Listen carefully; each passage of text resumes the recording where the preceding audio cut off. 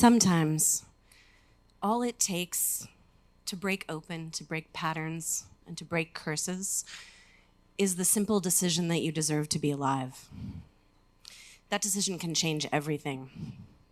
And for me, that decision was born when I was 12 years old, holding the hand of my Aunt Lois in the main hall of Grand Central Station. I was born with polycystic kidney disease. It's a genetic disease that's been in my family for 4 generations. It's incurable. And for most of them, it meant dying before they reached 50. And my lifelong job, my goal, and my calling has been, over the course of my experience, first as the daughter of someone with the disease, then as a person with the disease, and finally as the mother of someone who may have the disease, is to believe that my family deserved to exist, that I deserve to exist, that my child deserves to exist. When I was 23 and newly diagnosed, I went to go see a nephrologist, and at the end of the session, right before I was going to leave, he looked at me and he said, "Do you want to have children?" And I said, "I think so, yeah." And he said, "I know how to end PKD in 1 generation." And I said, "How?" And he said, "People like you should never have children."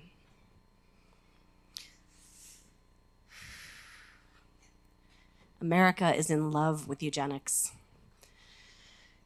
And it goes so far back that in the 20s and 30s, we even had fitter family contests at state fairs and carnivals, where families would be judged on their genetic deficits. And any family that received more than a B+ score for their fitness would get a medal. And the medal would say, "Yay, I have a goodly heritage," from Psalm 16. In that kind of a climate, when my parents' generation, when my father's brothers and sisters all realized that the disease they were carrying was genetic, most of them made the decision not to have biological children, except my dad, who was pretty convinced that he was going to be fine, and so decided to have me. And a year later, when I was a newborn, found out that he too was carrying the gene, and that he too was going to become sick from PKD. The only person in his cohort he was one of 4 children, who also was forced into a decision about their reproductive future, was my Aunt Lois, his sister. And Aunt Lois was a remarkable person. She was resident of the Upper East Side, pioneering woman in advertising, absolutely fierce and brave and brilliant, and the youngest person in our family to come down with the disease. She started getting sick in her 20s. And what kind of a decision she might have made about her future if early kidney failure-induced menopause hadn't made the decision for her is still a mystery, of course, but I know the way that she mothered me. I was growing up in a house entirely defined by the illness that my dad carried, and my mother's alcoholism, and the responses of our family to the poverty and the insecurity, the lack of health insurance, the lack of life insurance, all of the terrible consequences of having a pre-existing condition in this country. I, at that point, as a child, wasn't sure that there was a point in forming a family of my own, or even what my life would look like if I had PKD, because from the way that my parents experienced the disease, I thought for sure the one thing that could break a life was finding out that you had it. I think my father probably understood that I needed something else, some other piece of information to go with that. So when I was 12, he put me on an Amtrak train in Hudson, New York, the closest Amtrak to our home in the Berkshires, to come down to New York City to visit my Aunt Lois for spring break. At the time, Hudson was just this tumble-down place of hippies and artists and townies, but it had been a whaling port in its early life. In fact, it was a bigger whaling port than New York City, and it still sort of had in its bones the sense of those wooden ships coming up our valley, which is a river, which is a fjord, which courses with salinity and tide all the way to Poughkeepsie. And I was a strange and spooky kid. I was the kind of girl who would definitely go out in the back meadow and find the frog spawn in the cistern. I was definitely the kind of kid who was going to throw a copy of the Mabinogion into my backpack along with my recorder and go up into the hills and find a rock to sit on to read until I had to come home for dinner. I was obsessed with the ocean. My grandmother was a swimming instructor. I spent some time on the Long Island Sound with her. I was obsessed with Greenpeace and acid rain and disappearing forests and wooden ships. I was absolutely in love with the Hudson as an idea. And on the train, I sat by the window and watched the river scroll by until we got to the city and went into a tunnel, and I could see my reflection in the window with my pigtails and my dress, country mouse.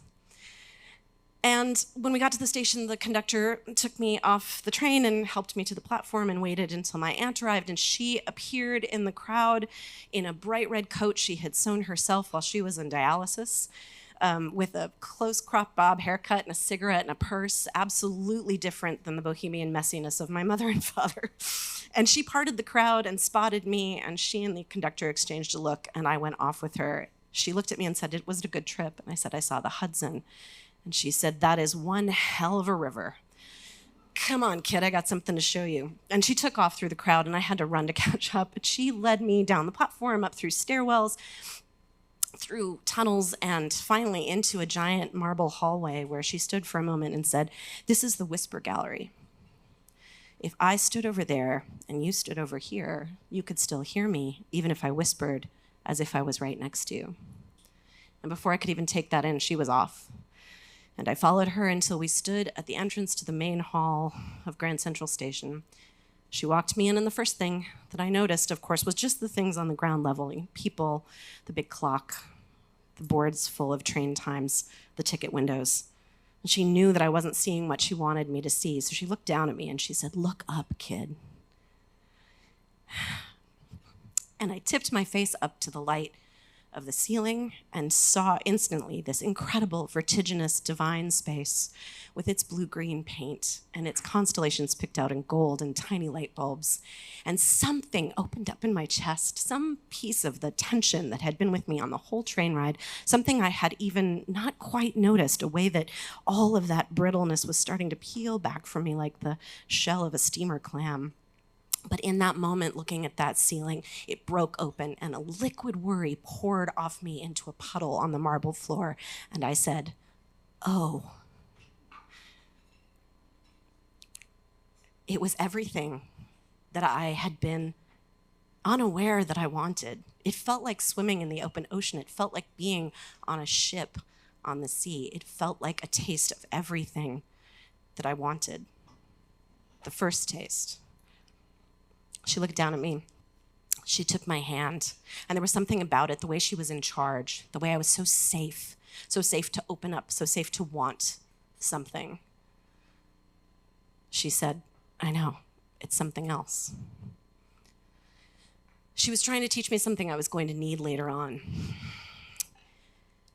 She was trying to teach me the secret of wonder and joy that was an essential part of human life that even I deserved. That ceiling of stars and the ceiling of stars beyond it belonged to us as well. We could see it. We could be part of it. We deserved it just because we were alive. It didn't matter that we were sick. And it seemed like maybe I could learn to break the curse in the way that she had by loving being alive, by nurturing the next generation, by finding joy even in collapse. I would definitely need this later on because I added a second calling to the one I was born with, the one of surviving PKD. I became a nature writer, looking intimately at issues around eco-collapse, global warming, climate change, species loss, extinction. Following the stories of animals to try and figure out whether we believed that they deserved to exist, whales, plankton, clams, seals, in the world we were building around them. And I would for sure need it at so many points in my life, that simple lesson that she was putting somewhere in my body so I would know it when I needed it. I would need it when I was diagnosed, and I was sitting in a campground in South Dakota under a spray of stars trying to figure out if my new understanding of my body meant that I was going to have to fall into despair. I would need it when my father was dying, And his best friend's wife asked me, "Do you think you want to have kids?" And that nephrologist's voice was someplace in my head. And I said, "I'm not sure." And she said, "Do you think your father's life was a mistake? Do you think yours was?" And I would need it when I was interviewing right whale researchers, including one who talked to me about his grief at the possible extinction of the species he'd spent his entire life studying, a species that has a matrilineal culture where mothers will whisper to their babies in dangerous waters to keep them safe. And I would need it now, when I am not sure how to keep my own people safe in these dangerous waters. When all I want is to stand in the whisper gallery with my Aunt Lois and have her voice be next to me as if she were still here. And I would especially need it when I decided to have a child of my own, one of us, one of the broken. Because you can't break a curse by deciding not to have a baby. It turns out you can break a curse in lots of different ways. I ended ours by breaking the story, by breaking open, by coming to understand my future differently, by believing that the remembering of that spray of stars in the ceiling at Grand Central Station was a symbol of the wonder and joy of being alive, to which even I have a right. Thank you.